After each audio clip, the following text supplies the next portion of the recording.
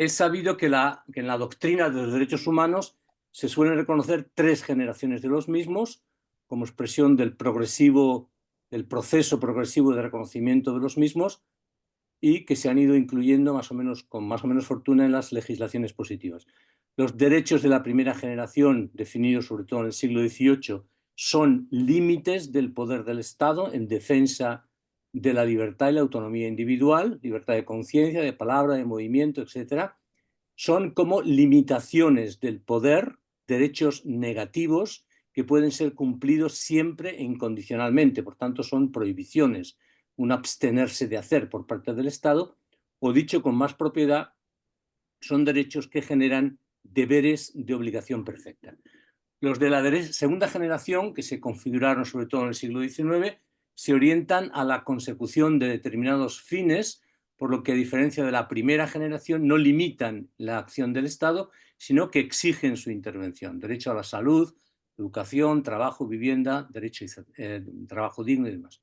Se trata, por tanto, de derechos sociales positivos cuya realización es un hacer, no un abstenerse de, cuya realización no siempre es inmediatamente posible, por lo que generan deberes de obligación imperfecta, pues su cumplimiento no es incondicional, está condicionado por las circunstancias y las posibilidades reales. Por fin, los derechos de la tercera generación, que se han ido definiendo a lo largo del siglo XX, se refieren a la paz, la convivencia pacífica entre los pueblos y las culturas, a la conservación del medio ambiente y a los recursos energéticos. De hecho, vemos que aquí, más que con derechos fundamentales que prohíben incondicionalmente traspasar ciertos límites y obligan de manera incondicionada a garantizar determinados servicios, nos las sabemos con ideales y deseos a los que hay que tender, pero que difícilmente pueden ser exigidos en el mismo sentido, al menos, en que lo son los derechos de la primera e incluso de la segunda generación.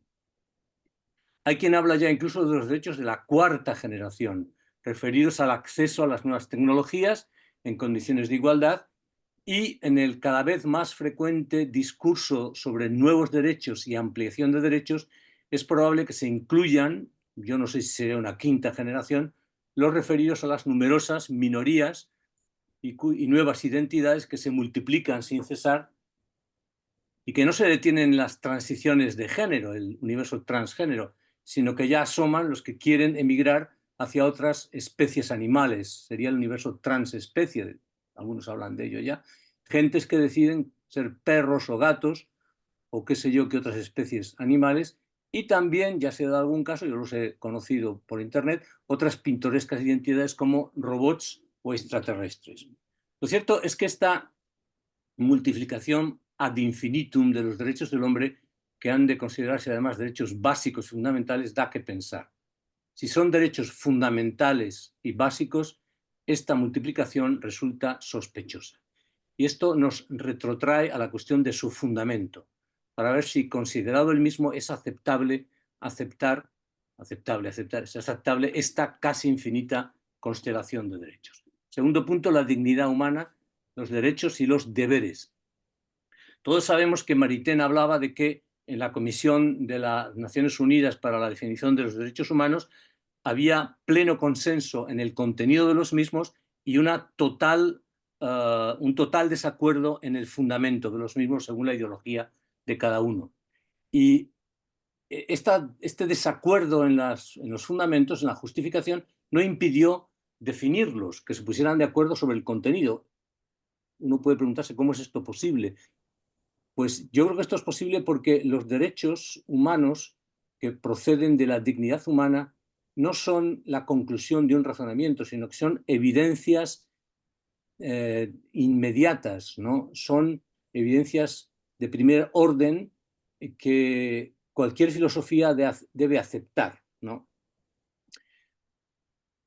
Por tanto, el fundamento de los derechos humanos está en la evidencia moral de la dignidad humana.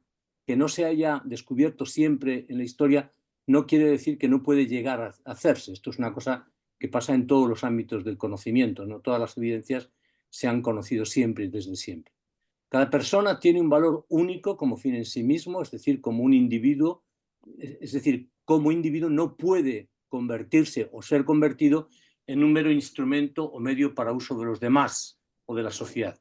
El individuo no es una simple parte del todo, que es la totalidad de la humanidad, sino que está dotado de un sentido y una significación propios, no reductibles, no reducibles a la colectividad, aunque esté estrechamente ligado a ella e incluso exista gracias a ella.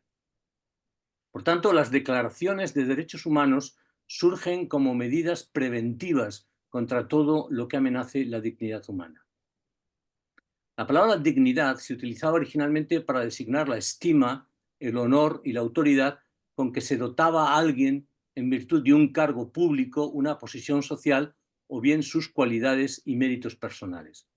En los dos primeros casos corresponde a la estructura jerárquica y subordinada de la sociedad, en la que las posiciones de mayor o menos altura o menor altura determinan casi ontológicamente la comprensión de una persona.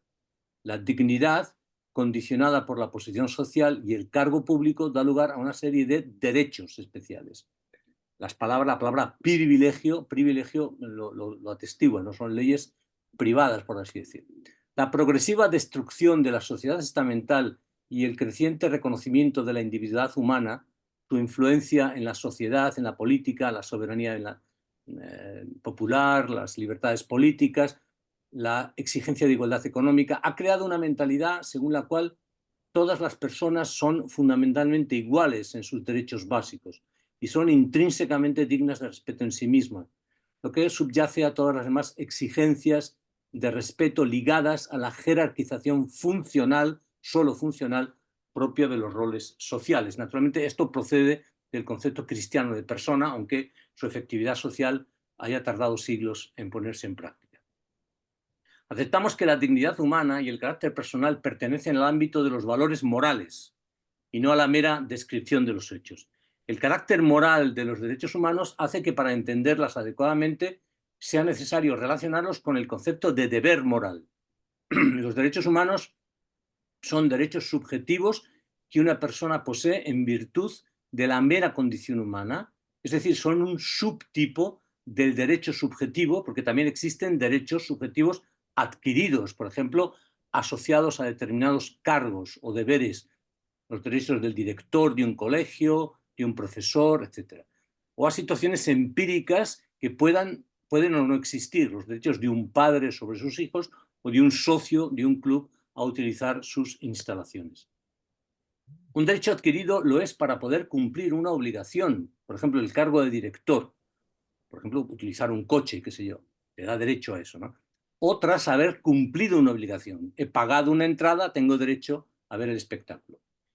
En todos estos casos vemos que los derechos siempre están vinculados a ciertos deberes y parece que estos deberes son en gran medida la base o el fundamento de los derechos. Y en cualquier caso, uno no puede existir sin el otro. En el caso de los derechos humanos, que se tienen por el mero hecho de ser humano, de la humanidad, derivan de la condición moral del ser humano, y esto significa que son derechos, que estos derechos son incomprensibles e irracionales sin la presencia de ciertos deberes, que en nuestro caso son deberes universales, relacionados con esa misma condición humana. En definitiva, el ser humano tiene derechos inalienables porque tiene deberes categóricos e incondicionales. La pretensión de multiplicar los derechos humanos hasta el infinito que vemos hoy es absurda, porque los deberes humanos no son infinitos. Lo que son infinitos son los deseos humanos. Y esta multiplicación que observamos proviene precisamente de la absurda pretensión de que los derechos humanos dependen de los deseos, es decir, dependen del subjetivismo moral que como un cáncer ha permeado toda la cultura contemporánea. Un ejemplo particularmente elocuente y actual de esta ecuación es la consideración del aborto, no como una desgracia, como una decisión trágica en situación de conflicto, por ejemplo, entre la vida de la madre y del feto, sino como un auténtico derecho basado en el mero deseo o conveniencia de quienes deberían ser ante todo responsables y garantes, es decir, sujetos a obligaciones de la vida por nacer. E incluso no de quiénes, el padre y la madre, sino frecuentemente solo de quién, pues se excluye arbitrariamente de la decisión a uno de los responsables de la vida del nasciturus. Las obligaciones y los derechos están precisamente diseñados para moderar y limitar los deseos humanos. Y esto está en perfecta consonancia con la noción clásica de la ética que en Aristóteles ve la tarea moral en el sometimiento de las pasiones a la razón, con San Pablo, que exige el sometimiento de la carne al espíritu, o en Kant, que considera que las inclinaciones sensibles deben obedecer los dictados universales de la razón práctica. Poner los deseos en la base de los derechos significa invertir radicalmente esa relación. No son las pasiones las que se deben someter a la razón, sino que, por el contrario, la razón debe ser exclusivamente sierva de las pasiones, como propone Hume. Y esto significa simplemente destruir la moralidad y la posibilidad de un derecho que se base en la moralidad. Se pretende con frecuencia que este predominio de los deseos y el verdadero es el verdadero distintivo de la autonomía moral, y se invoca a este respecto la autoridad de Kant, que habla de la autonomía moral. Pero esto no es más que una deformación subjetivista del verdadero concepto kantiano de autonomía. Soy autónomo cuando hago lo que me da la gana, pero las ganas son en Kant la heteronomía moral, y la verdadera autonomía es la capacidad de actuar al margen de las inclinaciones y de forma conforme al deber, esto es, racionalmente, o dicho llanamente, actuar por convicción y no por capricho.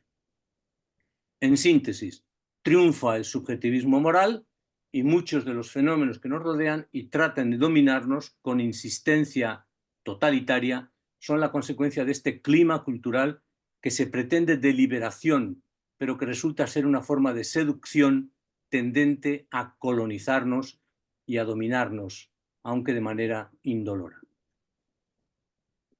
Tercer punto, la crisis de nuestro tiempo, el subjetivismo moral y sus consecuencias.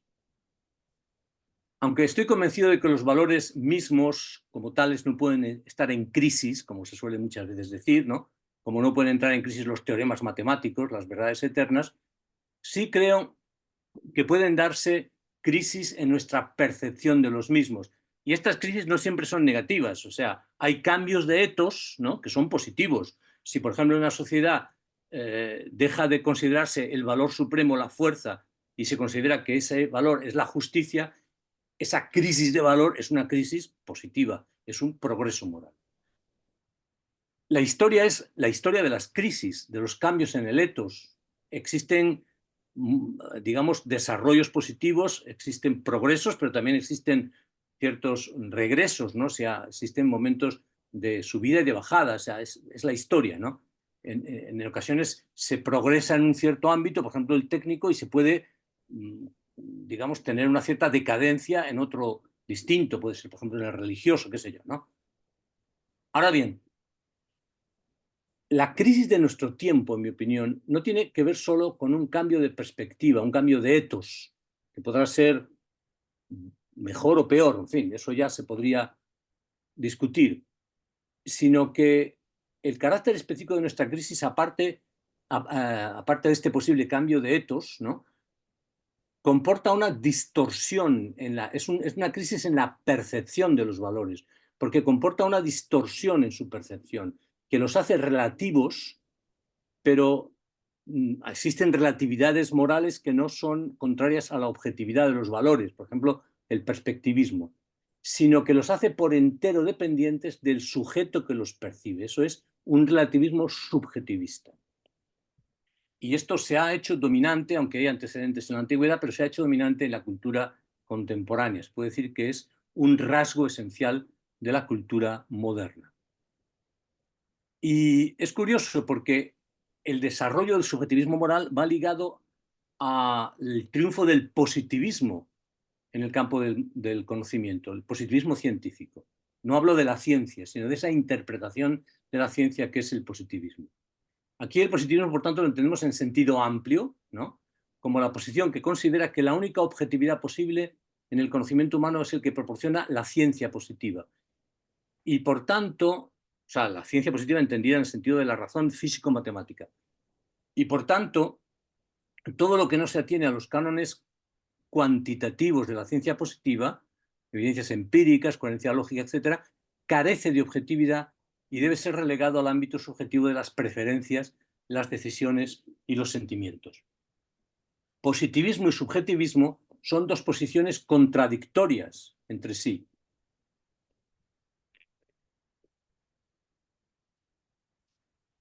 Voy a poner esto así porque me parece que se me corta la cabeza.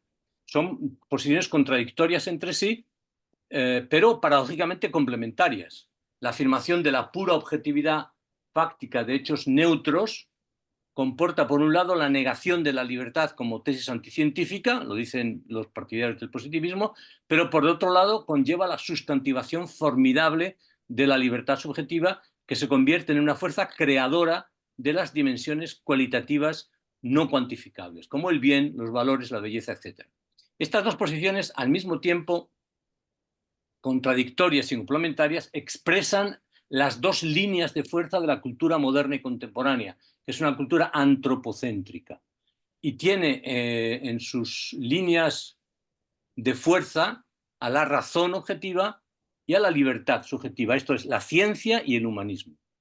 El subjetivismo como teoría fomenta un subjetivismo práctico que rechaza toda exigencia que se oponga a las inclinaciones y los intereses subjetivos, que identifica y confunde lo que está bien con lo que viene bien y considera que la única manera de defender la causa de la libertad, la democracia y la tolerancia es renunciar a la idea de valor objetivo. Se trata de una crisis particularmente grave, no porque se hayan evaporado todos los valores, en nuestra cultura existen valores, evidentemente, y porque se considera que cuando se habla de tal cosa se está hablando de una entidad inexistente con la que, o sea, se considera esto, ¿no? Que es una entidad inexistente con la que designamos simplemente el complejo de nuestras inclinaciones, intereses y deseos. La cultura contemporánea occidental presenta una extraña contradicción entre sus convicciones morales relativistas y sus instituciones sociales y políticas, y también con la tarea educativa.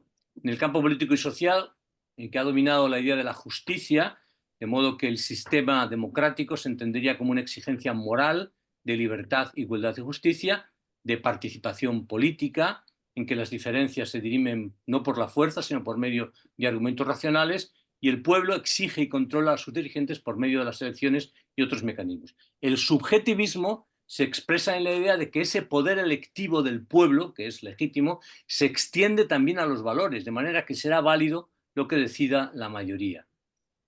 Pero esta forma de subjetivismo social o grupal, al convertirse los valores en meras proyecciones subjetivas e irracionales, implica que las diferencias entre individuos y grupos se convierten en inconmensurables. Las decisiones sobre los problemas no pueden argumentarse racionalmente y la vida social se convierte en una lucha por el poder para así imponer los propios puntos de vista. Como dice McIntyre, en el ambiente emotivista de nuestra cultura, la política moderna se ha convertido en una guerra civil continuada por otros medios. Y lo mismo sucede con la educación. Se difunde la idea de que los valores son meras expresiones de sentimientos subjetivos, se atacan, en consecuencia, criterios y valores morales que pretenden objetividad, considerándolos retrógrados, intolerantes, antidemocráticos. Se abole así la idea de excelencia moral, que pretenda tener un valor canónico en materias sexuales, familiares, etc., pero se quiere simultáneamente formar buenos ciudadanos con talante democrático, educar para la paz, en la tolerancia, etc. Pero una vez desprestigiada la objetividad moral, se pretende instaurar cánones de comportamientos basados en el progreso, la libertad o el bienestar social. El problema es que esas apelaciones o son objetivas, parte de la visión desechada, o no son más que palabras vacías, incoherentes con la ideología de quienes la propugnan. Como dice Lewis, si el deber para con mis padres es una superstición, también lo es el deber respecto de la posteridad. Si la justicia es una superstición, también lo es el deber hacia mi país o mi pueblo. Si la búsqueda de conocimiento científico es un valor real, entonces también lo será la fidelidad conyugal, etc. Bueno, como hemos dicho, la educación se convierte en una mera técnica que trata de inducir de manera propagandística las actitudes morales que se consideran útiles al sistema social. Y como hoy en día la influencia de la familia disminuye en la educación y va pudiendo cada vez más la fuerza masiva de los medios de comunicación social, lo que resulta útil para la sociedad acaba de ser lo que resulta útil para la sociedad de consumo y sus santones, es decir, las sociedades anónimas o tal vez el Estado, depende un poco de por dónde se ponga el acento. Lo trágico de esta situación es que después de sembrar con sal, de erradicar el fundamento de la verdadera excelencia moral, se pretende recoger frutos que solo son posibles desde aquel fundamento y se produce desazón porque los frutos son bien otros. Fraude fiscal, droga creciente, violencia en aumento, desequilibrio familiar, indolencia generalizada hacia los intereses comunes. La convivencia de positivismo que niega la existencia de todo valor y subjetivismo que pretende que nuestros sentimientos los crean proyectivamente resulta lógicamente imposible por ser posiciones contradictorias. Aquí habría que hacer una crítica del subjetivismo, pero no la vamos a hacer, la suponemos, ¿no? Por eso, para poder, en el texto largo hay una referencia breve a ello. Por eso, para poder explicar este extraño maridaje, hay que recurrir o bien, y esto es una idea que tengo desde hace mucho tiempo y que me gusta de cuando en cuando acariciarla, la admisión, o bien la admisión de una especie de geniecillo maligno al estilo del cuarto nivel de duda de Descartes, pero que actuaría solo en el ámbito de la razón práctica, haciéndonos creer que existen realmente valores, bienes, males, deberes y derechos, donde solo hay hechos neutros, ¿no? Como dicen muchos, ¿no? Flores de Arcáis y otros, ¿no? Los valores y los derechos son ficciones útiles, ¿no? O bien, si no somos proclives a creer en duendes y gnomos, yo no lo soy, debemos encontrar otra explicación más plausible, aunque niegue parcialmente la absoluta existencia de valores. Y esta explicación no es difícil de encontrar. De hecho, la tesis subjetivista de la proyección considera que nosotros con nuestros sentimientos creamos las apariencias de valor, supone necesariamente la existencia de un cierto valor intrínseco y deseado por sí mismo, es decir, objetivo. Esto significa que esa tesis se contradice a sí misma teóricamente, pero sostiene una posición práctica omnipresente en nuestra cultura que explica su gran popularidad. Si valer significa ser objeto de interés o de deseo, de manera que las cosas se desean no porque sean buenas, sino que se consideran buenas porque se desean, esa es la tesis subjetivista, todavía cabe preguntar ¿y por qué se desean las cosas? ¿Por qué suscitan interés? Y la única respuesta posible, eliminado todo otro valor, es porque gustan o satisfacen. Esto es, porque producen placer. Descubrimos que bajo la capa del relativismo subjetivista se esconde una vieja teoría del valor, el hedonismo, que reconoce al placer como el único valor intrínseco. Aquí habría que criticar el hedonismo, pero no lo hacemos, lo suponemos. Nos limitamos a constatar el hedonismo práctico presente en nuestra cultura y que hace del bienestar su valor supremo, esa especie de hedonismo, digamos, light, ¿no? Que es el bienestar, la sociedad del bienestar, ¿no? Se trata, por tanto, de una forma peculiar de hedonismo que va de la mano con la mentalidad positivista y con la civilización técnica que la encarna. El subjetivismo sirve como ideología justificadora de este hedonismo práctico. Y además sirve también para fomentar la falsa sensación de autonomía moral según la cual el individuo puede y debe libremente crear sus propios valores y sus propias jerarquías axiológicas, ¿no? La idea de que la felicidad cada cual se la imagina a su manera. Cuarto punto, el totalitarismo del relativismo y sus dimensiones teóricas y prácticas. El subjetivismo moral y el hedonismo subyacente que pretenden defender la causa de la libertad y el pluralismo en realidad implican la negación de la una y del otro. En lo que hace el pluralismo resulta que se interpreta toda la historia de la cultura y de la humanidad, toda la pluralidad de éticas existentes, en una única clave. Todas ellas responden, esconden, bajo diversos ropajes, una única motivación, un único valor verdadero, el placer subjetivo. Es decir, bajo la capa de desacuerdo y pluralidad, resulta que solo hay una forma moral, el hedonismo. En lo que hace a la libertad, más que defenderla y fundarla, en realidad, tanto el positivismo cientificista como el subjetivismo, que le hace de apéndice, la niegan y la hacen imposible. El primero la niega porque la considera una hipótesis anticientífica. El segundo porque, aunque la afirme retóricamente, incluso negando sus límites reales, la hace en la práctica imposible. El ser humano es esclavo de sus pasiones y de sus deseos, y no puede hacer otra cosa que someterse a ellos. Y esto es consecuencia directa de la negación de esos valores objetivos capaces de motivar nuestra voluntad sin violentarla. Pero con ser graves estos errores teóricos, lo son, si cabe todavía más, las consecuencias prácticas de esta posición que Joseph Ratzinger, en expresión feliz, designó como el totalitarismo del relativismo. El ser humano se cree Dios, capaz de crear su propio mundo de la nada, esto es, sin referentes objetivos a los que atenerse, la verdad, los valores. Se tiene la impresión de que el ser humano ha vuelto a comer el fruto prohibido del árbol de la ciencia, del bien y del mal, y se empeña en conformar la realidad a su antojo, ignorando olímpicamente cosas que hasta hace bien poco resultaban evidencias del sentido común. Decía Chesterton con su aguda perspicacia, no es una cita literal, en el texto original la pongo entera, pero bueno, el sentido es este: llegarán tiempos en los que habrá que sacar la espada para demostrar que la hierba es verde. Por mi parte, estoy por proponer que la Iglesia proclame un nuevo dogma de fe, defendiendo simplemente que creó Dios al hombre, a imagen de Dios los creó, varón y mujer los creó. Y ahora me voy a meter, no sé con vosotros qué tal irá la cosa, en otros sitios no muy bien.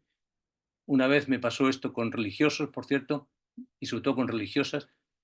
Me voy a meter en un charco peligroso con una reflexión sobre la ideología de género, que es una expresión extrema de este clima subjetivista al que nos referimos. Puedo asumir que no todos pueden estar de acuerdo, eso es normal, no pasa nada, pero hoy día eso es peligroso y hablar de estas cosas suscita temor. Yo no lo tengo, pero muchos sí. Pues criticar ciertas posiciones resulta un ejercicio peligroso que puede acarrear las iras de muchos, la muerte civil de los disidentes e incluso denuncias ante el juzgado de guardia, lo que es índice del soterrado totalitarismo al que se refería Ratzinger. Por tanto, siguiente punto 5, la ideología de género. El mundo occidental de hondas raíces cristianas está asistiendo en nuestros días a una nueva forma de apostasía a gran escala que tiene múltiples variables, ¿no? El laicismo, el poscristianismo, la cultura de la muerte, pero que se está sustanciando de manera muy clara en un nuevo experimento de ingeniería social en torno a la ideología de género. El ser humano está permanentemente tentado de construir torres de Babel, de conquistar el cielo en este mundo, un cielo sin Dios, sin gracia, sin resurrección, es decir, sin redención del pecado y de la muerte, solo con sucedáneos que narcotizan de su terror al estilo de Epicuro. En todos los intentos de construir torres de Babel y alcanzar y someter a Dios, se acaba siempre produciendo la confusión de los lenguajes, la incomunicación, la imposibilidad del diálogo y la consiguiente lucha por el poder y la imposición de unos sobre otros. Finalmente, la dispersión, es decir, la ruptura de la comunidad humana. Esa voluntad de imponerse, silenciar y excomulgar a los disidentes es muy característica de la ideología del género.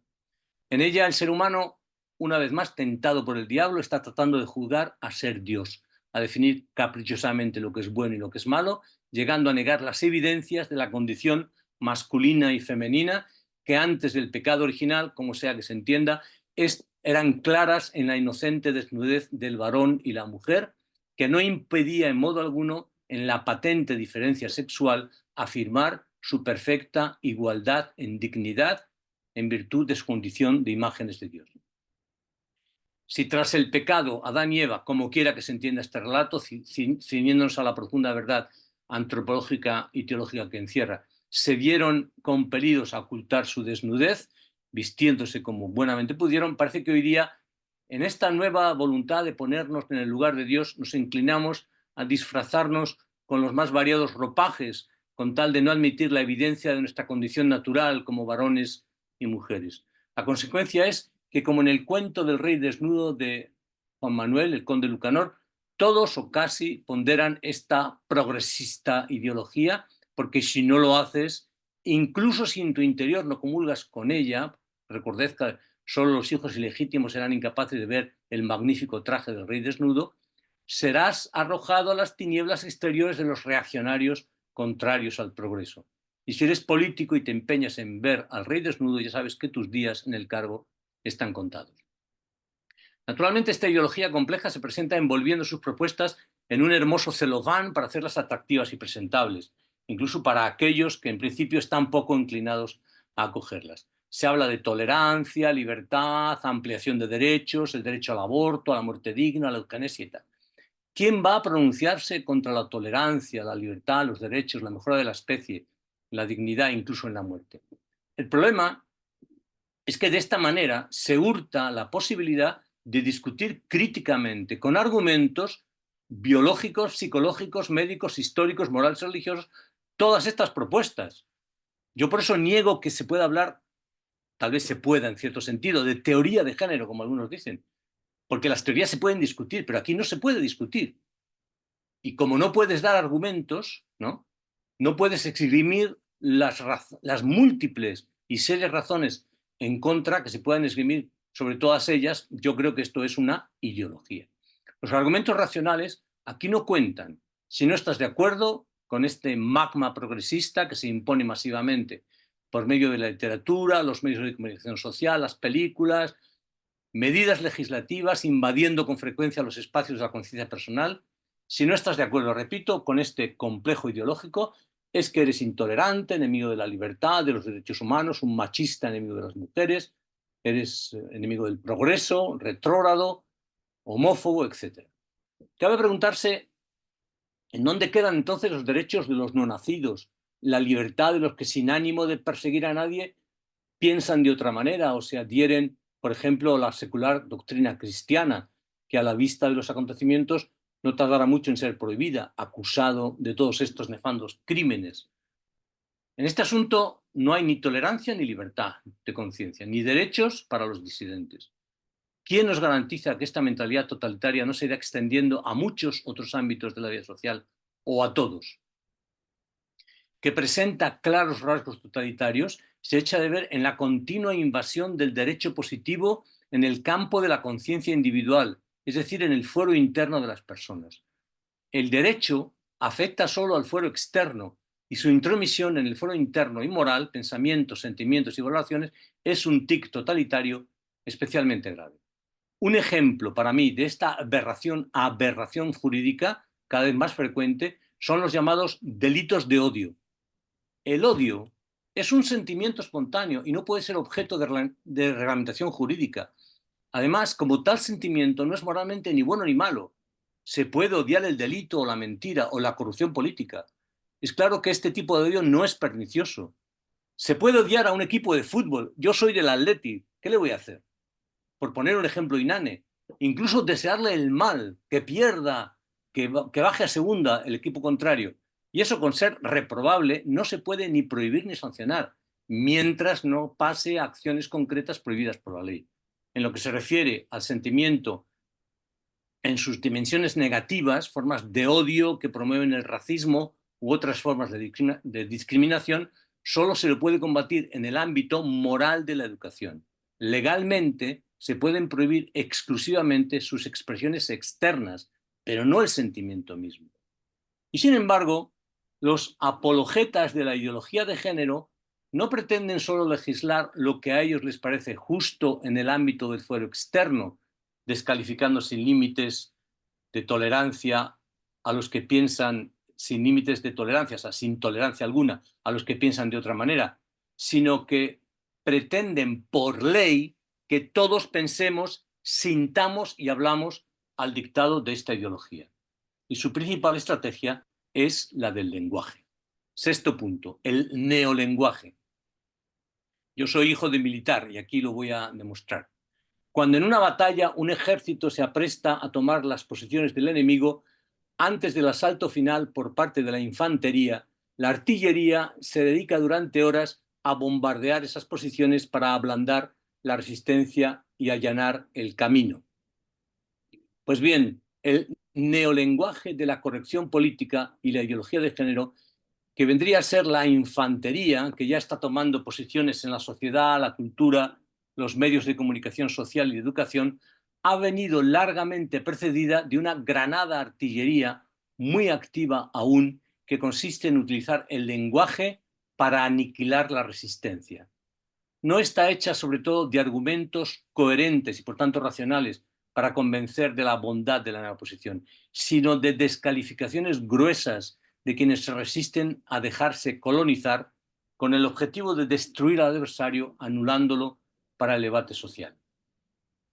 Así, ante la ausencia de argumentos y la abundancia de eslóganes y propaganda, y la prohibición, incluso legal, hoy día, en ocasiones, de argumentar en contra, se va extendiendo como técnica de imposición de esta ideología este neolenguaje llamado pomposamente lenguaje inclusivo, que establece con puño de hierro lo que es políticamente correcto.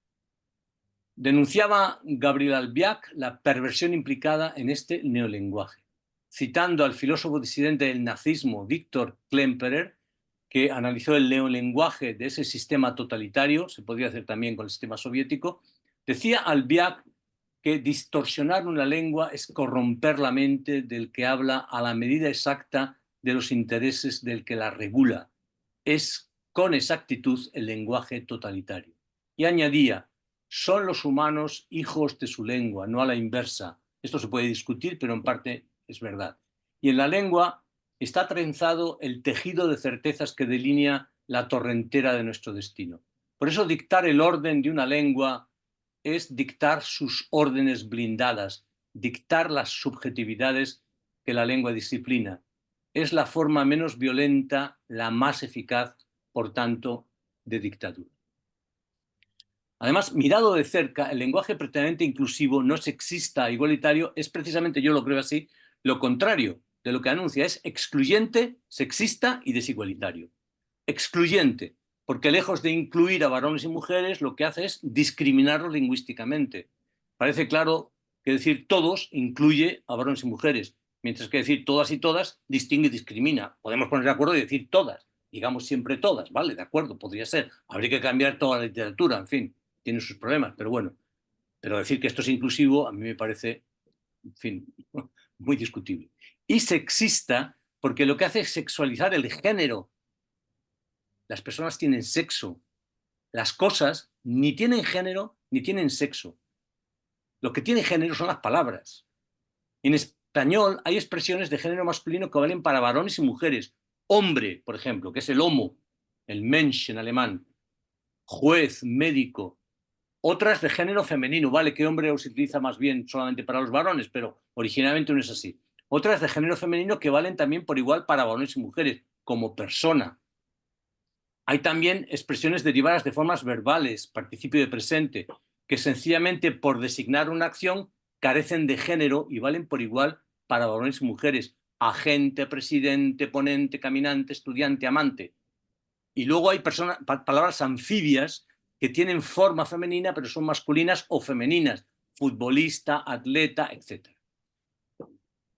Por tanto, es absurdo atribuir a estas, sobre todo a los participios de presente, atribuirles género, aunque en ocasiones se haya admitido. Ahora se dice presidenta, bueno, en fin, ¿qué le vamos a hacer, no? Pero gramaticalmente es incorrecto. Y en lo referente a la igualdad, basada en la idéntica dignidad humana, sin distinción de sexo y orientación sexual, condición social, raza y religión, la ideología de género y sus satélites fomentan y subrayan la distinción, la discriminación, la separación y con mucha frecuencia el enfrentamiento entre grupos sociales por razones de sexo y condición social, raza, etc. Luchar contra la discriminación está muy bien, pero fomentarla artificialmente es una aberración. Así pues, dado el ambiente asfixiante que se está generando, incluso con pretensiones de sanción legal, yo personalmente, es mi caso, apelo a la tolerancia, que significa que por mi parte estoy dispuesto a aguantar esta monserga lingüística con tal de que no me obliguen a mí a usarla, con la fundada esperanza de que la ley de hierro lingüística de la economía de medios acabe poniendo las cosas otra vez en su sitio. Séptimo y penúltimo punto, la destrucción del pudor. Otro notable rasgo de la ideología de género es su fijación en el sexo, es una verdadera obsesión sexual. Se está dando una hipererotización de la vida social, en mi opinión, de funestas consecuencias. Sin negar que es cosa buena tratar la dimensión sexual con naturalidad, sin mojigaterías, ello no significa que se deba sacar el sexo y otras intimidades a la plaza pública sin un ápice de pudor. Aquí reproduzco lo que escribí hace bastantes años en un artículo en Acontecimiento, tal vez alguno lo recuerde. El pudor no es un sentimiento de moda, no es un valor en alza. Al contrario, existe hoy un cierto gusto morboso por transgredirlo, cualesquiera que sean sus límites culturalmente establecidos. Levantar la voz para defender este sentimiento y la exigencia de respetarlo suscita como mínimo una sonrisa condescendiente y despectiva, sino aspavientos que expresan la imposibilidad de comprender cómo es que en estos tiempos hay quienes siguen pensando así. ¿Esto qué es? ¿Esto es una liberación o es un signo de la crisis que padecemos? El sentimiento de pudor está directamente relacionado con nuestra dimensión corporal. Por decirlo brevemente, el ser humano no tiene un cuerpo que puede usar en un sentido u otro, ni tampoco se reduce a ser un cuerpo. El ser humano es corporal. Con esto ya se está diciendo que su intrínseca corporalidad no agota su ser. En el ser humano existen otras dimensiones que se dan unidas a la corporalidad, esto es, a su materialidad orgánica, fisiológica, animada, pero que no pueden simplemente reducirse a ella. Nos referimos al carácter inteligente y libre, a su autoposesión espiritual frente a la pura alteración animal. El sentimiento de pudor es exclusivo de los seres humanos. Los animales, incluso los más evolucionados, carecen por completo de él, pero está siempre presente en todas las razas y pueblos humanos, incluso en las formas más rudimentarias, como un simple cinturón que cubre los órganos genitales, allí donde el clima y la simplicidad de la vida no requieren el uso del vestido.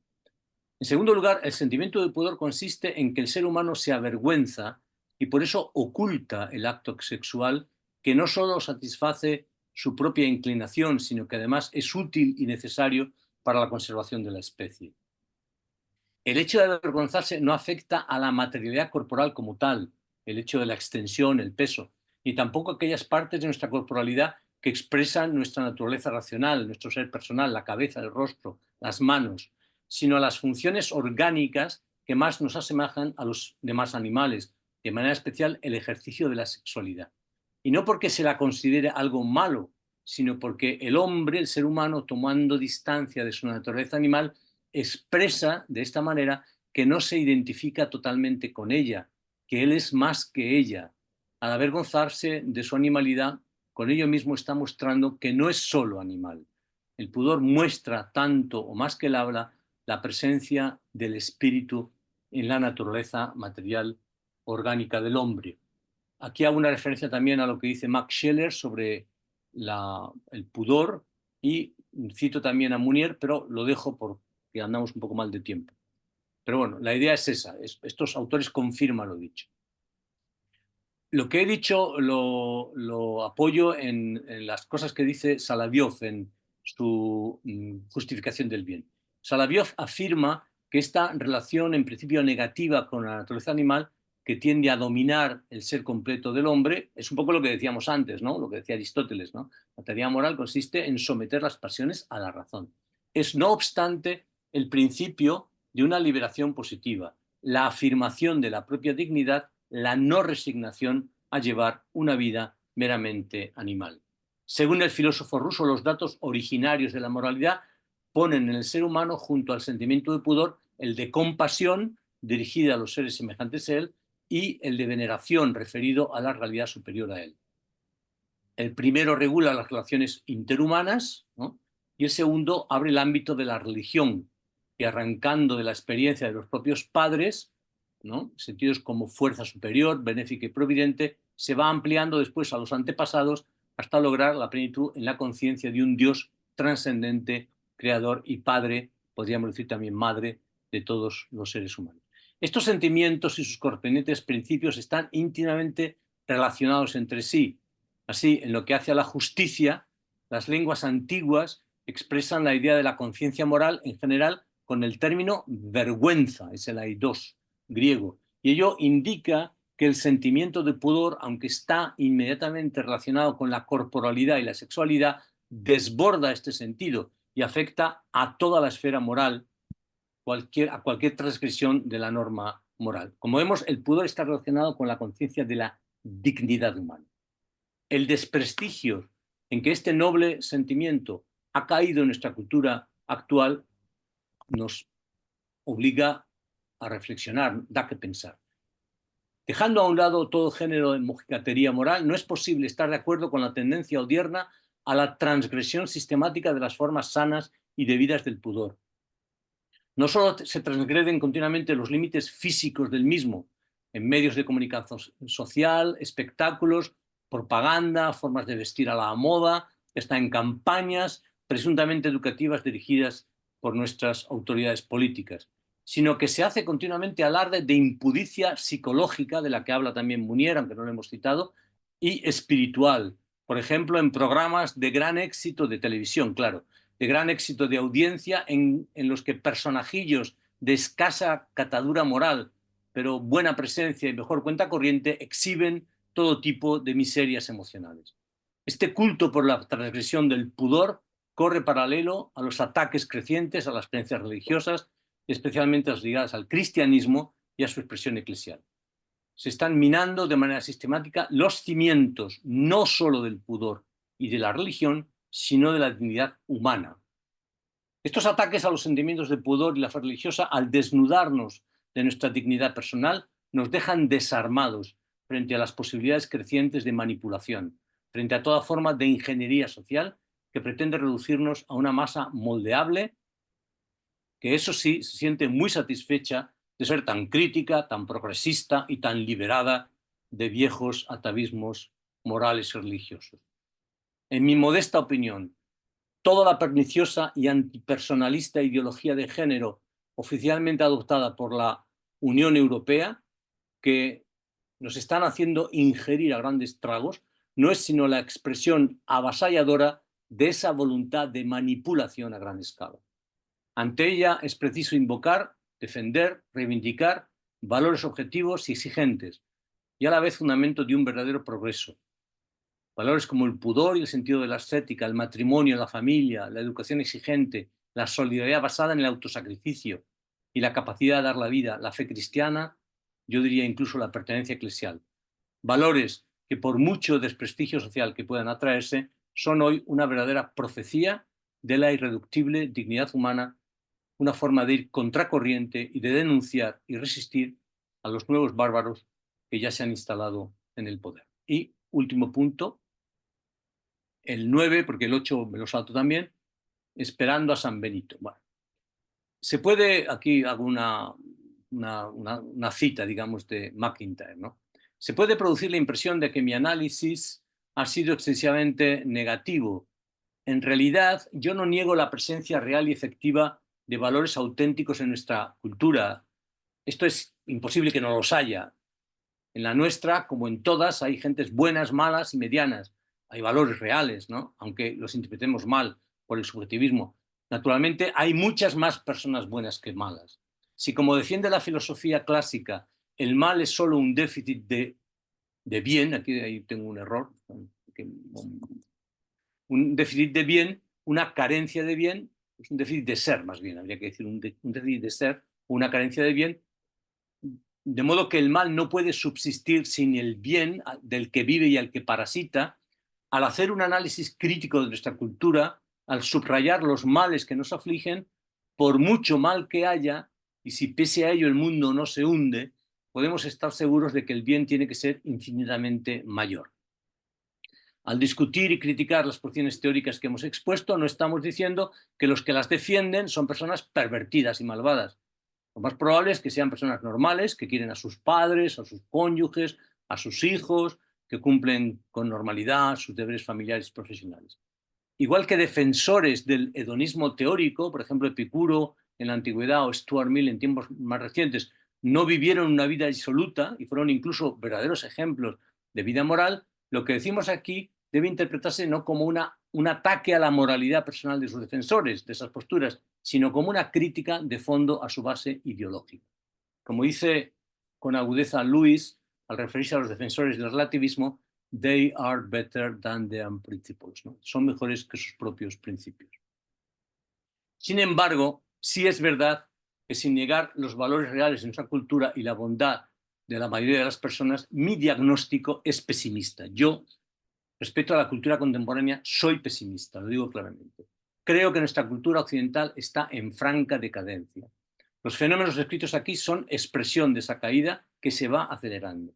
La simultánea complementación y contradicción de positivismo y subjetivismo refleja la incapacidad de nuestra cultura antropocéntrica de realizar la síntesis satisfactoria de sus grandes líneas de fuerza, la ciencia y el humanismo, cada una de las cuales expresa una realidad valiosa, irrenunciable, pero que están definidos en tales términos hipertrofiados como positivismo y subjetivismo, que su complementación y síntesis resulta imposible.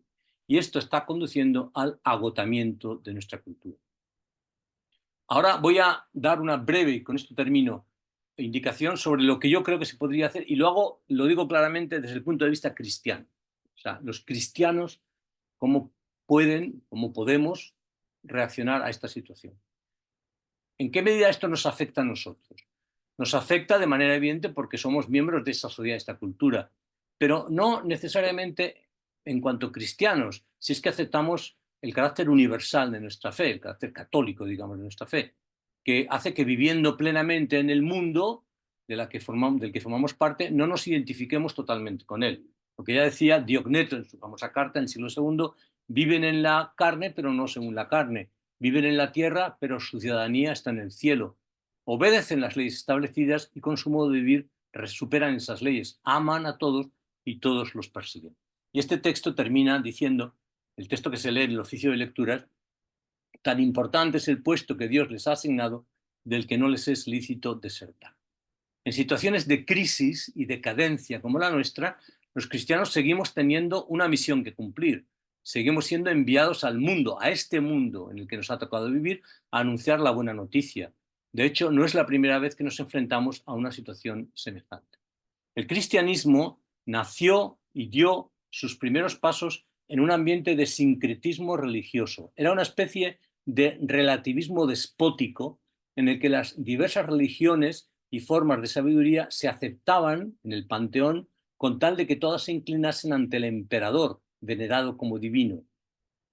Pues bien, en este ambiente, el débil grupo cristiano, apenas una insignificante secta judía, afirmó con valor y sin miedo que en realidad hay un único logos que salva, el representado por Jesucristo.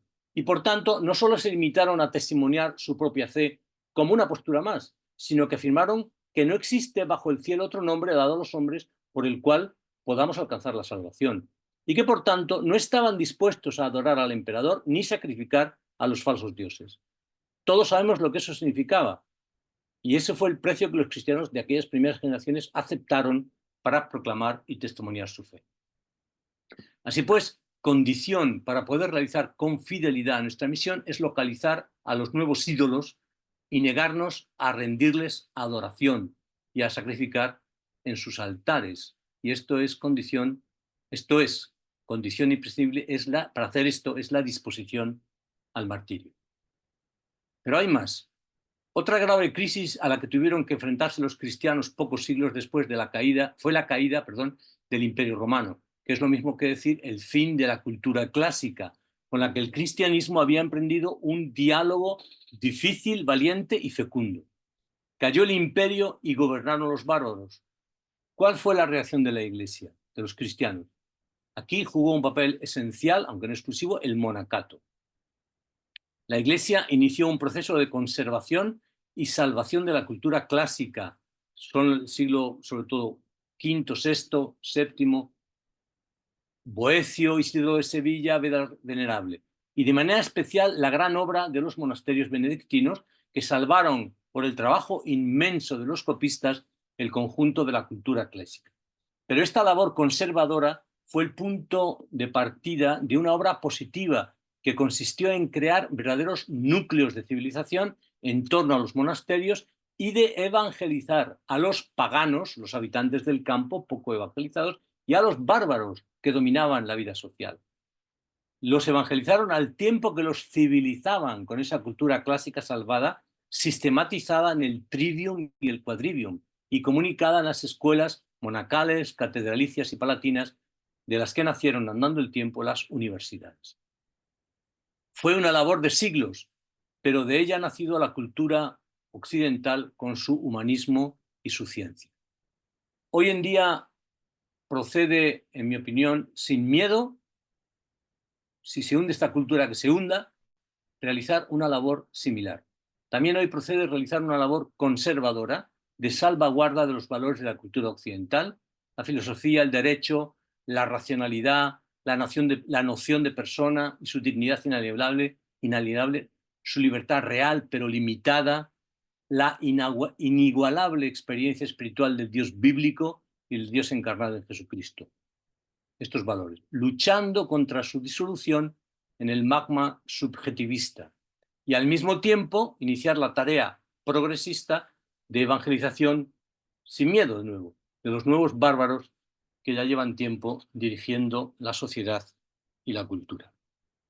Muchas gracias por la atención.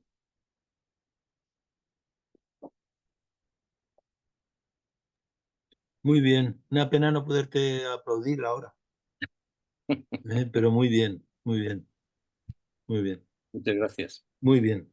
Oye, ¿nos mandarás el... Sí, ¿Lo sí, mandas al... os puedo mandar los dos textos, el texto entero Sí, y el texto breve. Sí, sí, sí. sin Muy problema. bien, muy bien.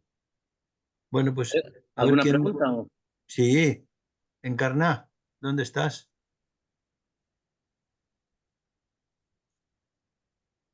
¿Dónde está Encarna? No sé. Es que no Aquí sé quién es el estoy, que... Ah, Florian, que vale, yo, vale, vale, yo anoto el turno. Ah, vale. Vale, Bueno, bueno, pues preguntas, dudas, aclaraciones.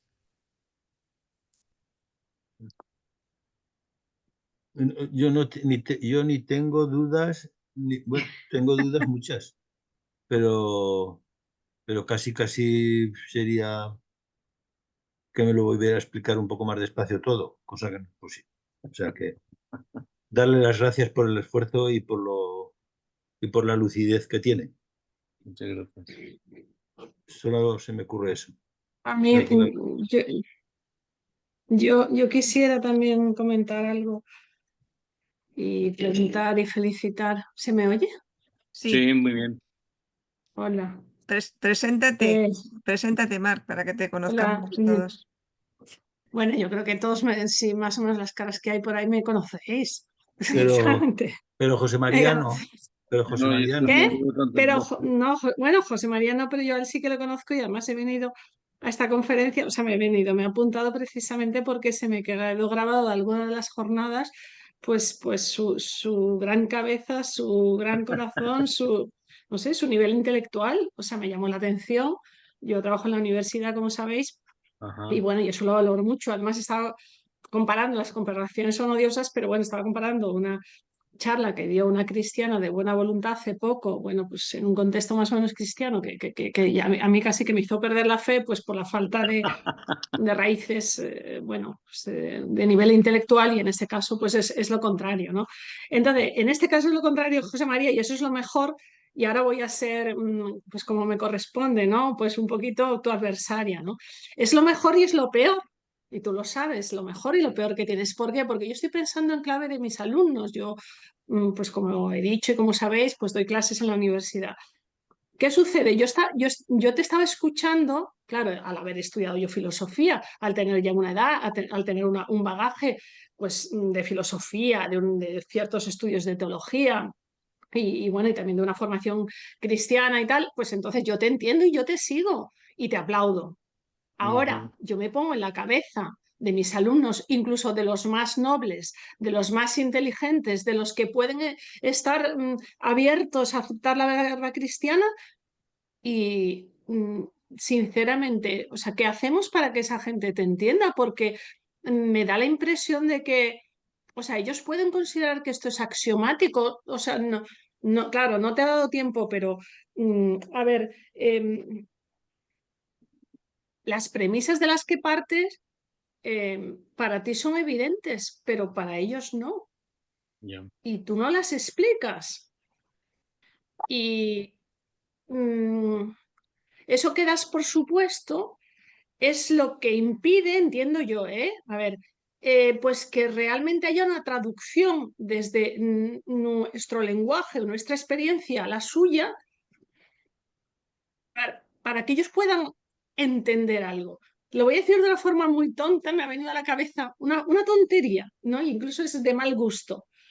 Pero al inicio de todo este debate sobre género, LGTBI y tal, cuando todavía se discutía, porque ya evidentemente eso ni se discute, se da por supuesto, pues que si podía admitirse el matrimonio homosexual, me vino un alumno y además creo que ese alumno sabía, o era incluso, o sabía que yo estaba colaborando con alumnos gay que estaban en mi departamento y que estábamos haciendo, porque bueno, pues da la casualidad de que los alumnos que tengo gay, muchos de ellos trabajan más que los demás, son más responsables, son más inteligentes, por lo menos hay un porcentaje significativo.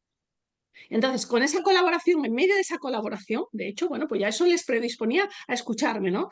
Me dice, bueno, ¿y tú qué piensas del matrimonio gay? Y yo, pensando en ellos, me vino como a la cabeza y digo, mira, yo lo único que pienso es que las piezas no encajan, punto. Y con las piezas no encajan, ya estaba, ya estaba. Entonces, yo creo que las Eso piezas no depende de por encajan, dónde lo mires, ¿eh? Eso depende de por que, dónde lo mires. Que eso depende de por dónde lo mires, que decía el otro. Claro. bueno, claro, por donde lo mires, evidentemente. Pero bueno, yo con eso creo que ya le di la respuesta que quería alguien que estaba predispuesto, pues más bien a pues aplaudir esa novedad, ¿no? Pues era una objeción que tampoco me podía rebatir en términos argumentales. A ver, no digo que esa respuesta mía pues es muy tonta, ¿no? Y tiene muy poco nivel. Pero es que yo me pongo en la cabeza de mis niños, y yo a mis niños, incluso estaba pensando algún alumno ilustre que tengo que lee filosofía, que ya hizo una carrera, y digo, pues yo le mando el enlace o no le mando el enlace a esta conferencia, a esta charla de José María, porque si te va a entender, pues va a ser maravilloso, pero si no te entiende, incluso puede ser contraproducente. Bueno, no me enrollo más, pero ¿qué hacemos para que las nuevas generaciones puedan entender esto? Porque damos por supuestas muchísimas cosas, ¿eh? En Claro, y te digo en que una vamos, yo charla he de... apuntado cosas que las voy a dejar subrayadas, pues lo de el pudor, la reverencia y la compasión como distintivos del ser humano. Hay muchísimas cosas que las voy a dejar subrayadas y las voy incorporando a mis clases. Yo doy clases de periodismo, pero es un periodismo donde cabe todo, evidentemente, y yo meto todo lo que puedo que sea interesante e importante. Ahora bien, pues no sé. O sea, yo creo que la situación actual es un poco la lucha de David contra Goliat, ¿no? O sea, es muy difícil luchar contra este ambiente masivo, ¿no? Donde incluso se te amenaza si dices ciertas cosas, ¿no? Y se te descalifica inmediatamente, ¿no? Y vivimos una sociedad muy curiosa, ¿no? Muy, muy inmisericordia, ¿no? Que propone simultáneamente, en virtud del subjetivismo, una especie de nirvana de tolerancia total, haz lo que quieras y eso está bien porque tú lo quieres, y de puntos negros de tolerancia cero, porque claro, las consecuencias indeseables de esa tolerancia total, ¿no? Que son, pues eso, las violaciones, o sea, si tú a los niños les dices que no hay que controlarse, que lo que te sale en fin, de bajo vientre está muy bien y ya, bueno, pues dile a esa persona cuando sea mayor que espere el sí es sí.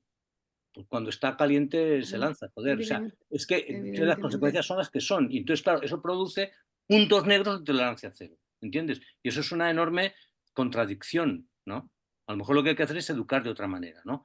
Entonces, yo creo que es muy difícil, dado el ambiente que se está dando. Aquí en Rusia, yo continuamente estoy participando en conferencias y tal, donde aquí tienen una política muy curiosa en este punto, ¿no? Porque evidentemente estas cosas están mal vistas y prohibidas y demás, ¿no? Y entonces defienden lo que ellos llaman los valores tradicionales de la familia, ¿no? Y yo, bueno, en teoría estoy de acuerdo con ellos y tal, ¿no? Pero claro, yo les digo, y lo he dicho a veces y eso, claro, les gusta menos que se lo digo, vamos a ver, no creáis que porque en Europa están así, aquí está todo bien, ¿eh? Porque eso no es cierto. O sea, aquí defendéis los valores tradicionales, pero el índice de abortos, hay 3 abortos por nacimiento, ¿eh? En Rusia. Y el 60% de los matrimonios acaban en divorcio. Y la inmensa mayoría de los niños crecen sin padre. O sea, no creáis que aquí está todo bien porque defendéis teóricamente, o sea, es un uso ideológico de esos valores. Y yo les digo, y dentro de una generación, aquí estarán como en Occidente, porque estas cosas van muy poquito a poco, muy poquito a poco, muy poquito a poco, pero al final, de repente, en Europa esas cosas han cambiado en el giro de una generación. Entonces, ¿qué hay que hacer? Bueno, pues lo que hay que hacer primero es no callarse, no callarse. Yo tengo la impresión de que mi amada Iglesia Católica habla con voz muy baja y con mucho miedo de estas cosas. Algunos no, pero no está, en mi opinión, hablando suficientemente de estas cuestiones. Y hay que hablar sin miedo, hay que hablar sin miedo. Saber que te pueden crucificar. Bueno, pues ya crucificaron a Cristo, coño, ¿qué le vamos a hacer? O sea, es que eso es... Y en segundo lugar, no hay que tener miedo en ese sentido. Y luego, en segundo lugar, hay que hacerlo, claro, de una manera pedagógica, ¿no? O sea, Jesucristo contaba parábolas, ¿no? Bueno, pues nosotros tenemos que buscar parábolas, ¿no? Que hagan ver, que hagan comprensible los valores que estamos pretendiendo. Y yo creo que eso se puede hacer. Evidentemente, en una charla de una hora no puedes decirlo todo, ¿no? Yo estoy dando un curso de ética que dura todo el año, entonces pues ahí poco a poco voy hablando, en fin, de esto, de lo otro, critico el hedonismo y luego presento la teoría de los valores y todo este tipo de cosas, y que es el deber, y esas cosas se pueden argumentar, ¿no? No voy a convencer a todo el mundo, evidentemente habrá gente que no está de acuerdo, pues ¿qué le vamos a hacer, no? Pero yo creo que de manera argumentativa, paciente, narrativa, no sé, paraólica y tal, lo que hay que hacer es sembrar, ¿no? Y cuando tú siembras, las semillas caen y darán fruto en su momento, ¿no? Pero lo que no se puede hacer es bajar los brazos. Decir, bueno, pues no hay nada que hacer, o decir, esta cultura es una mierda y no quiero saber nada con ella. No, esta es mi cultura, yo vivo en ella y tengo que seguir trabajando. O sea, yo creo que estamos en franca decadencia, pero no pasa nada, ya nacerá otra, si no pasa nada. Lo que tenemos que hacer es empezar a poner los cimientos de una nueva cultura, ¿no?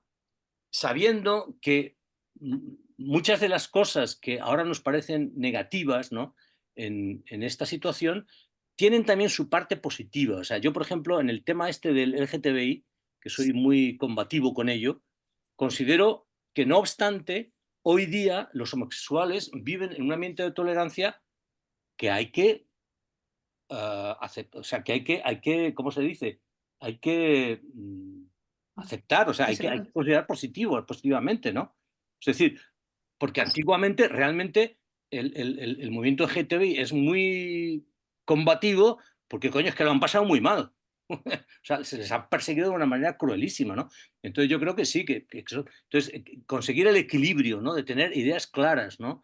De no comulgar con ruedas de molino, pero al mismo tiempo, porque estas personas son personas y tienen derechos, no por ser homosexuales, sino por ser personas. Y esos derechos tienen que ser reconocidos y tienen que ser... ¿Cómo eso se regula? Bueno, eso habrá que verlo, ¿no? Pero claro, lo que yo no quiero es que me impongan que yo tengo que pensar así, tengo que sentir así y tengo que hablar así. Porque eso es totalitarismo y eso es lo que yo no puedo aceptar. Entonces esa es la cuestión, ¿no? Y a veces para conseguir abrir el espacio para poder estas cosas hay que gritar un poco, no sé cómo decirlo, ¿no? Ser un poco radical, ¿no? Yo comprendo que soy muy pasional y digo las cosas como las digo, ¿no? Pero yo tengo amigos homosexuales, yo trato con personas homosexuales, yo no les tiro piedras cuando los veo, vamos, son personas, ¿no? Pero si me dicen que el matrimonio homosexual es un tal, yo le digo, no, el matrimonio homosexual no es un matrimonio. Eso no es un matrimonio. ¿eh? Y además, yo tengo mi propia teoría del derecho. Yo soy profesor de filosofía social y doy un capítulo de filosofía del derecho, aunque no me considero un especialista, pero yo tengo mi propia teoría y mi teoría es la siguiente, ¿no? Es absurdo pretender, por medio del derecho positivo, crear una nueva figura familiar, porque el derecho nace de la familia. El primer sistema natural de derechos y deberes es el que se da en el matrimonio. El matrimonio, la familia, es anterior al derecho positivo y es la fuente natural del derecho positivo. Luego, el derecho positivo no puede crear un nuevo tipo de familia. Lo que sí se puede hacer es regular la convivencia civil. Mirad, ¿queréis vivir juntos y queréis además heredar mutuamente? O, de acuerdo, eso se puede regular civilmente. Lo que hagan por la noche en la cama es asunto suyo. Yo no tengo por qué meterme en eso. Ahí hay que respetar, hay que ser... Yo ahí creo que es donde juega la tolerancia. Entonces, si yo, por ejemplo, fuera político, ¿no?, y tuviera que legislar sobre esto, yo legislaría una ley de convivencia civil, que valdría para amigos, para homosexuales, para que pueden heredar, que pueden tal, ¿no? No aceptaría ciertamente yo, en eso estoy totalmente en contra, la adopción de niños, ¿no? Que eso es una cosa que sería muy conflictiva, pero bueno, yo tengo derecho a exponer mi opinión y si al final nos estamos de acuerdo, pues habrá que votar, ¿no? Pero creo que sí, que bueno, que esas cosas hay que legislarlas porque vivimos en una sociedad pluralista y tienen que darse cauces a cosas con las que yo puedo no estar de acuerdo, pero que pro bono pacis, por tolerancia, por respeto de los derechos de todos, pues tienen que legislarse, ¿no? Esa es la cuestión, ¿no? Por ejemplo, en el tema del aborto, yo soy antiabortista radical, lo digo claramente. Como político, ¿qué haría? Bueno, pues yo creo que hoy día, en la sociedad actual, tú no puedes hacer una prohibición cerrada y total del aborto, porque eso sería una explosión social. Pero se pueden aplicar políticas que favorezcan, por ejemplo, la posibilidad de dar alternativas, de atenuar. Se puede educar. Yo he dado en Rusia, yo he dado charlas fue hace años, en una facultad de pedagogía a estudiantes del quinto curso, ¿no? La posición, estábamos yo como sacerdote católico, un sacerdote ortodoxo que además iba con todos sus capisallos y que era doctor en medicina y cirujano en ejercicio, o sea, que era un señor que sabía de lo que hablaba. Y luego había un sacerdote greco-católico también, que ahora está en Roma. Y hablamos de la posición de nuestras respectivas iglesias sobre el tema del aborto. En España eso es imposible. En España solo se oye una voz. Y si tú te atreves a argumentar, pobre de ti, o sea, ¿me explico? Entonces, claro, ahora, yo creo que en política hay que ser posibilista, evidentemente, ¿no? Que si no puedes crear una fractura social, pero hay que trabajar en una determinada dirección. No siempre se puede alcanzar la meta, pero hay que dar pasos en esa dirección. Y yo creo que eso es lo que tenemos que hacer, ¿no? Y luego, pues, otro problema que yo veo en esto que me dices es que, desgraciadamente, la gente hoy día, a causa del Twitter y las mandangas estas, son incapaces de leer 10 páginas seguidas, ¿no? Entonces los argumentos penetran de una manera muy compleja, ¿no? Muy difícil, ¿no? Pero bueno, yo creo que al final hay que seguir hablando y hay que seguir argumentando, ¿no? O sea, no, como he dicho, no bajar las manos, ¿no? No bajar los brazos. Bueno, no sé si he contestado, pero vamos por ahí. Sí, no, a ver, esto de las contradicciones me parece, A ver, bueno, pero, pues desde luego una gran respuesta. O sea, con eso has dicho muchas cosas, pero oye, yo sobre todo subrayo eso, porque realmente pues perdón, lo que estamos viviendo, la cultura de la violación, con la cultura de todo vale, pues es que es imposible que no se multipliquen las violaciones. Entonces, cuando estamos viendo, pues en el mundo de las asociaciones de mujeres, pues el horror de lo que se está experimentando, lo que se está denunciando, pues hay muchas de esas contradicciones que sí que se pueden poner de manifiesto. Además, es que esas contradicciones son tan evidentes cuando en los movimientos feministas se pasa de un discurso la hiperliberalización o libertarismo al puritanismo, o sea que incluso un piropo es un acto machista. Entonces, claro, ahí se ve claramente, ¿no? Y yo he tenido la ocasión de hacer un viaje a Palestina con feministas de asociaciones de mujeres y he tenido conversaciones muy interesantes y bueno, y he hablado del tema del aborto, incluso en la revista Acontecimiento también publiqué, y ese artículo que lo publiqué hace mucho tiempo, creo que fue en 2014, el otro feminismo. Yo todos los años obligo a mis alumnos a que, bueno, se lo propongo como lectura de mis clases. Y todavía no me he encontrado a nadie que me denuncie. El día que me denuncie, yo a veces digo, el día que la laica Inquisición me corte la cabeza, yo como Juana de Arco. Bueno, pero en fin, que bueno, pues nada, pues enhorabuena, Chema, de verdad. Vale, Y que oye, ¿Puedo tomar la enhorabuena por palabra? ser capaz a ver, de... dejar No sé, la palabra. que es que como no aparece el icono para pedir palabra, No Ah, sé cómo. claro. A Pues mí me claro, parece. por eso yo he hablado porque no había silencio, por eso. Carmen, Ya está. Encarna, Sí, es que, vale, regula mira, un poco esto. a ver, Luis acaba de levantar la mano, Luis Ferreiro, pero Mariano, ¿quieres hablar? Vale, pues habla. Seré breve. Esto, bueno, has empezado hablando del progreso progresista y me ha venido a la mente, José María, es que se me había ido tu nombre antes de al ir a empezar y por eso he tardado un poquito. Y en ese progreso progresista has terminado hablando de un progreso regresista. En él me ha venido a la mente Nikolai Berdyaev, hablando de lo que él consideraba del progreso. A lo largo de tu exposición, que no ha tenido ni un lapsus de medio minuto, ni de medio segundo, la he ido siguiendo y me ha aparecido a la mente también la figura de Munier. Y como no, a través de ella, por mi relación con Carlos Díaz, el propio Carlos Díaz, ¿no? Y entonces he visto, la conclusión que yo saco es que en todo esto subyace una única cosa, un único aspecto, que es que el hombre no quiere ser salvado, quiere salvarse. Y aquí está toda la fenomenología, la caracterología de Munier cuando habla de la afirmación del yo. Ese hombre que no quiere ser salvado, pero quiere salvarse, no toma posesión de sí. No, su yo no toma posesión de él, no responsabilizándose en la vida ante él y ante todas las crisis que acontecen como consecuencia de esa no afirmación del yo. Porque en todo esto viene también toda la ideología de género, en la cual el yo, cuando no se afirma como persona, se afirma como naturaleza. Y entonces se puede identificar con un perro, con un gato, con un hombre, con una mujer, porque el concepto de género es un concepto género propio del análisis de lo que yo tengo frente a mí, pero no de mí. Yo como persona no tengo género. Soy imagen, precisamente, de esa imagen que no puede escindirse, porque Él es el todo.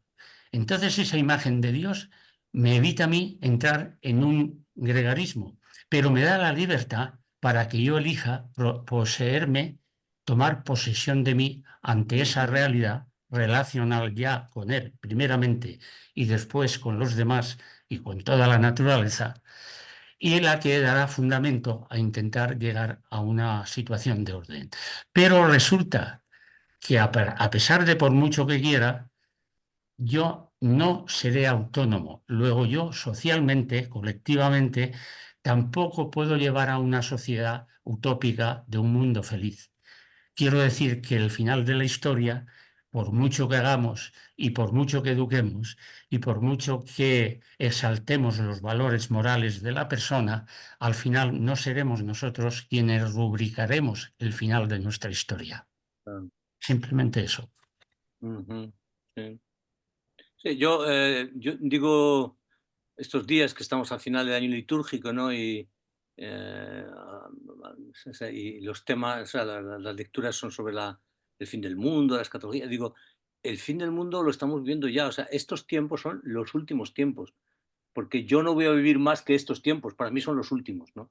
Y al final, entonces eso es asumir la limitación de esta existencia, ¿no? Entonces, no podemos superar estos límites, ¿no? Y por tanto, esa superación se puede hacer solamente si hay una dimensión que nos trasciende, ¿no? Pero esa dimensión que nos trasciende está presente en nuestra vida, ¿no? Porque el ser humano es un ser que se autotransciende, ¿no? Por ejemplo, la idea esta de nacer o no en un cuerpo equivocado, ¿no? Hay un libro que se llama así, ¿no? Nadie nace en un cuerpo equivocado, pero hay quienes dicen que, bueno, en el fondo todos nacemos en un cuerpo equivocado porque todos estamos llamados a trascender esta existencia, ¿no? En un cuerpo que será transfigurado, ¿no? Entonces, yo es un punto que tenía en la charla, pero lo he omitido, ¿no?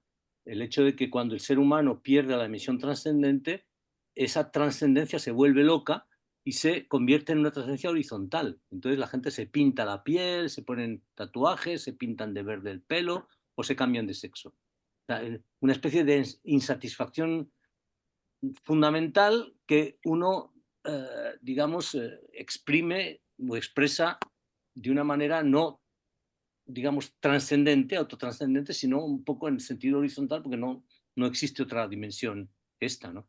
Pero eso es una patología de eso mismo que tú estás diciendo, ¿no? Yo creo que Yo sí. creo, has dicho una cosa de No, que... no, Mariano, Un segundito nada más. pero Que tienes la sensación de que vivimos los últimos tiempos. Pero yo creo que esta es una constante, que lo mismo hubiese acontecido hace 1000 años, como cuando vino Jesucristo y ya todos esperaban el fin de los tiempos. Yo creo que el fin de los tiempos está en nuestra existencia concreta Eso y es, claro, singular. eso es lo que yo quería decir, a eso me refería yo, ¿no? Ujú. Cierro y cambio. Muy bien. Bueno, pues Luis, Bueno, era por demostrar que se puede levantar la mano sí, y de sí. paso ya Sí se puede, ¿no? Sí se se puede. puede, Sí. se puede. Ahí abajo hay un sitio Ahí donde se está. pincha y sale. Reaccionar, Y ¿no? ya pues a saludar también a José María, que es uno de los Yo no lo he visto. fundadores del instituto. Y sobre la charla, pues he llegado un poquito tarde, pero bueno, creo que no me he perdido más que un poquito. Y me parece muy interesante. Tú siempre hablas muy claro y se te entiende todo, aunque es verdad que necesitamos un poco de metáfora o de parábola o de ejemplos, a otros niveles, ¿no? Y pues un par de observaciones. A ver, yo creo que yo he visto, yo no sé en cuánto tiempo, no lo he medido, 20, 25 años se ha impuesto esta ideología, ¿no? La de género y muchas otras cosas que no tienen que ver con eso. O sea, son nuevos fenómenos sociales que son históricos, ¿eh? Pero Sí. el niño que ha nacido ya dentro bueno, cuando eso se está desarrollando, ya lo toma como natural y cambiamos lo histórico por lo natural, ¿no? Ya nos parece natural del todo, ¿eh? No vemos su genealogía, cómo se ha puesto en marcha eso. Porque para mí también todo esto es algo que no se pone en marcha. O sea, un reloj no se ponía, cuando los relojes se ponían en hora, ¿no? No se ponían en hora solos, ¿no? Había que darle cuerda. Cuerda. Entonces, ¿quién le ha dado cuerda a esto, no? Y, bueno, yo creo que por un lado pueden ser fenómenos culturales que en cierto modo están orientados, ¿no? La industria cultural de la Escuela de Frankfurt, ¿verdad? Que hacía toda esa crítica, que Juan Pablo II pues también incidió en eso, ¿no? Entonces, y eso se refuerza también con el Estado. ¿Qué ha pasado? O sea, no es que se ha transformado, se ha estado luchando durante gran parte de la historia, desde la Ilustración, contra la confesionalidad del Estado. Eso yo creo que ha desaparecido, quizá en algunos sitios no, pero en la mayor parte de Occidente eso ha desaparecido. El Estado no es confesional, ¿no? Pero ahora resulta que a la confesionalidad religiosa antigua le sustituye una confesionalidad laica, mmm, que, bueno, con las mismas características, ¿no? De obligación, y es el Estado, en gran parte, el que potencia, el que fomenta, el que impone incluso las normas, los valores que pretende imponerse por razones que yo creo que en gran parte son pues, razones crematísticas y en fin, del tipo económico, ¿no? Aunque se les presente como, bueno, como expansión de los derechos humanos y como no sé cuántas cosas más, ¿no? No sé, ¿qué opinas tú sobre esto? Bueno, Chesterton decía que donde desaparece un sacerdote aparecen 100 brujos, ¿no? Y brujos hay de diversos tipos, ¿no? O sea que aquí en Rusia, por ejemplo, es curioso porque en la época del comunismo, donde se propagaba el ateísmo científico, la superstición es una cosa brutal, es una cosa tremenda. O sea, el porcentaje de adivinos, extrasensos, como le llaman aquí, mediums y tales, y la gente acude a ellos muchísimo. O sea, entonces, eso por un lado. Y por otro lado, yo creo que cuando desaparece la dimensión religiosa tiene que tener su lugar. en la vida humana, ¿no? Y cuando esa dimensión desaparece, ese lugar lo ocupan otras cosas, ¿no? Puede ser la política, puede ser la superstición, puede ser... Y yo creo que hay formas, efectivamente, de concepción política que tienden a ser, en ese sentido, totalitarias, que tratan un poco de, de ocupar la totalidad, digamos, del espacio de la humanidad, ¿no? Una religión totalitaria es el Islam, por ejemplo, ¿no? El Islam no es una religión solo. El Islam es toda una concepción del mundo que abarca todos los espacios de la vida humana, ¿no? El cristianismo no lo es. El cristianismo, la misma teoría de las dos espadas de la Edad Media, te habla de que hay una división de competencias, ¿no? Que tienen que estar coordinadas, ¿no? En la Edad Media se considera que había una subordinación al poder religioso.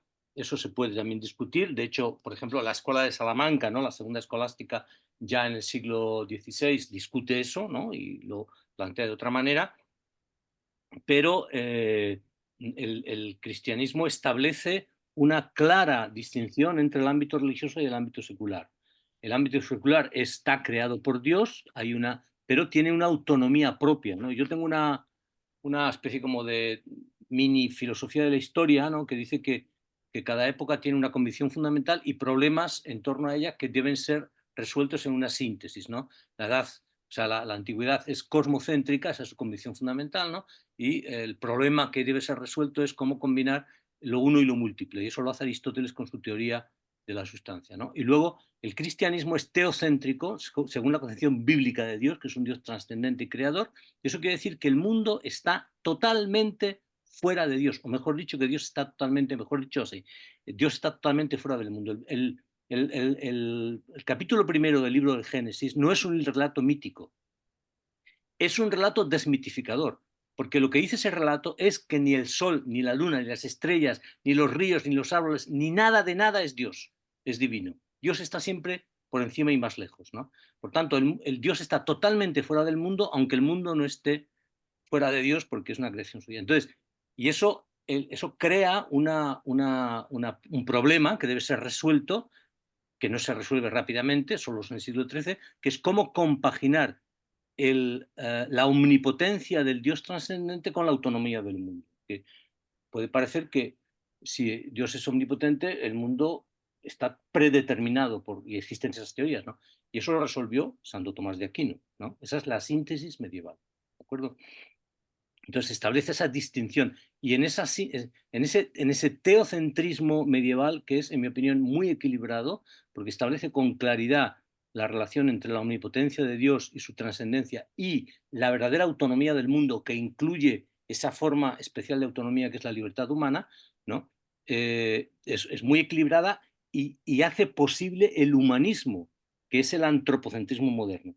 Pero el antropocentrismo moderno, ¿no?, se ha planteado en términos esquizofrénicos, que es un poco lo que he dicho yo hoy, el positivismo, la ciencia entendida en sentido positivista y la libertad entendida en sentido subjetivista, que impide totalmente la síntesis del mundo moderno. ¿De acuerdo? Lo intentan de varias maneras. Ahí está el dualismo cartesiano, la famosa glándula pineal. El artículo que tengo que escribir para acontecimiento en enero se va a llamar algo así como a la búsqueda de la glándula pineal, ¿no? Porque un poco de eso. Y Kant lo que dice es, no se puede hacer la síntesis. Hay una razón teórica y una razón práctica. La síntesis no es posible. Hegel dice, ¿cómo que no? Eso lo hago yo. Y no lo hace. Y cae en el panteísmo. Y hasta hoy seguimos sin esa síntesis. ¿Por qué? Porque hay que corregir el concepto de razón, ampliarlo. Eso está hecho. Eso es la fenomenología. Pero no vige en la cultura. Y hay que corregir el concepto subjetivista de libertad para que puedan ser, digamos, complementarios. ¿Y eso quién lo puede hacer? Eso solo lo puede hacer el personalismo, la concepción de la persona. Y eso es una concepción cristiana.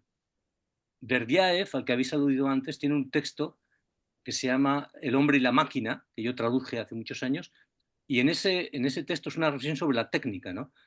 Y en ese texto dice, solo el cristianismo puede resolver este problema. cómo integrar la técnica, ¿no?, en una concepción, porque solo el cristianismo tiene una concepción de la persona en sentido pleno. Entonces, yo lo que digo, en un poco lo que he dicho como la tarea, digamos, ante la situación actual, es que, se puede decir de otra manera, el antropocentrismo moderno y el teocentrismo medieval son compatibles, no son incompatibles, se pueden integrar. Pero eso es el cristocentrismo, ¿no? Entonces, bueno, eso es algo que tenemos que ir, ¿no? No sé si he contestado lo que me decías, pero vamos, es lo que se me ha ocurrido. Vale, muchas gracias.